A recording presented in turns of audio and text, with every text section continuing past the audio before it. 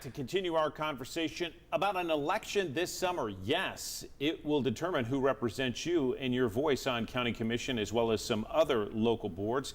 Debbie Phillips is running as a Republican for the District 2 seat in Knox County. We're just pointing that out here, covering that section of the city. We appreciate you joining us, and let's talk about why you're running. The reason I decided to run is because I'm always actively involved with the city, but now I see Knox County starting down the path the cities went down with Recode and the new code. And I've lived here all my life. I've watched Knoxville grow, but we need to grow it in the proper way. We were just chatting off camera, but you didn't like some of the elements of the advanced Knox plan that County Commission passed. This is the Knox County Mayor's plan to limit growth in a way that suits some places, but also expand growth that suits others. What do you want to see happen as this plan moves forward?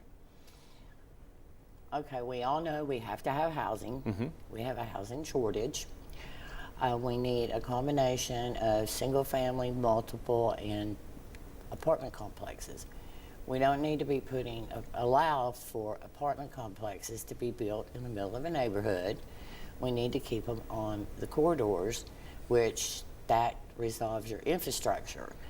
I've seen in the city a lot of the development, we've put the development first, and then infrastructure may or may not happen. We cannot put the cart before the horse.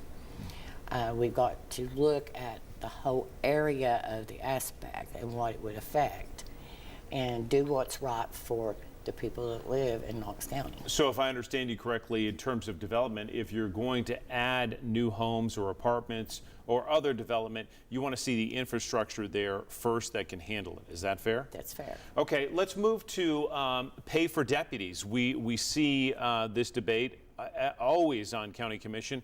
What do you think is a fair starting salary for a deputy in Knox County? Not near what they're getting.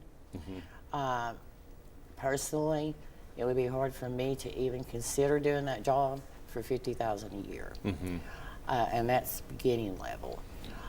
We're going to have to bring the pay up in order to keep them. Would you favor, as a member of County Commission, raising property taxes at any time? No. You would not. No. So how would you plan to get the extra money to pay for deputies, and what about teacher pay? Does it meet your expectations as well? Teachers are also underpaid.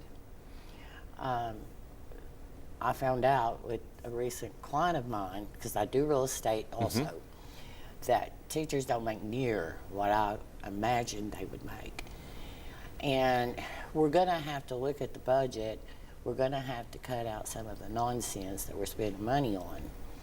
And we're going to have to concentrate on, first of all, getting teachers pay up to keep them, deputies pay up to keep them. You want to train and maintain those employees to stay. And a lot of that, I think, where we have a lot of spending that's non-necessary for various things, you know, let's give money to this developer or that developer or this or that. We need to be more cautious in what we're spending there.